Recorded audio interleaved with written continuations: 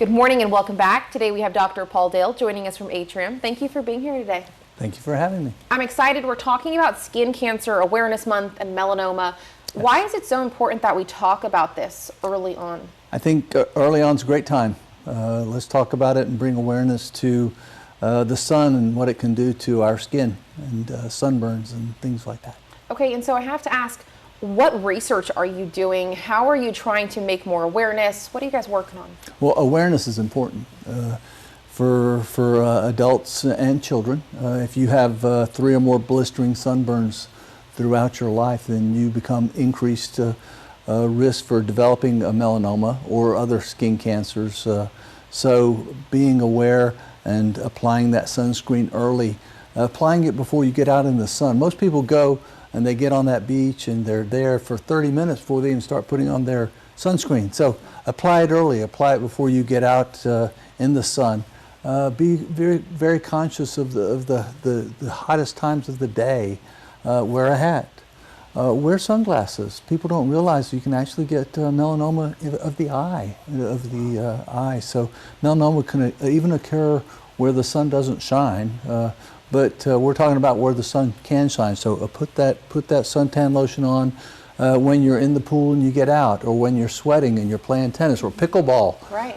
Put that suntan lotion on quite frequently, and see your dermatologist if you have one. I think that's very important, or your primary care. And if you have a mole and that mole starts to change and you're worried about it, see that dermatologist or your primary care physician, because having a patient become worried about a mole is one of the highest risk factors of that mole becoming a cancer or being a cancer.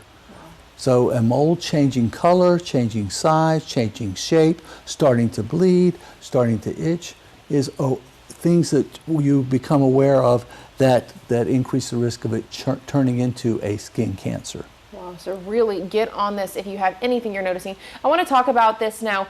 When do we seek treatment? You know, I hear you when you say if you have 3 serious burns, yeah. But what other indicators do we need to think of when seeking this possible treatment? So any of those changes that might occur. So then the question is, well, what happens if I have a melanoma? Right. And then what do we do about it? Well, it certainly depends on how deep the melanoma is. And now we have some new tests that help us determine what we need to do. So classically, wide local excision and remove the melanoma with a good margin of skin.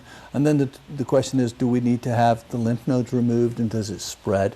And the cool thing is that at Atrium, we're actually doing some testing on a new test called the Castle test. Mm-hmm. And that is helping us decide whether or not we have to take lymph nodes out. And that helps to determine whether or not you need a sentinel node biopsy. And the sentinel node is the first draining node that catches the cancer if it started to spread. So these tests are allowing us to help determine whether or not the cancer has spread. And if it has spread, do you need some of the new immunomodulators or immunotherapies that help us fight the cancer? So we don't treat it necessarily with chemotherapy. We treat it with drugs that boost our immune system, so our immune system can fight the cancer.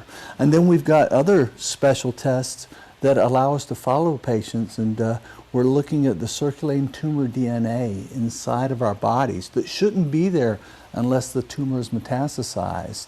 And that's called the Signatera test. And so we're utilizing that in certain specialized studies at the medical center as well. So these ongoing research tests is allowing us to deliver the best and the most up-to-date clinical care for our patients with melanoma.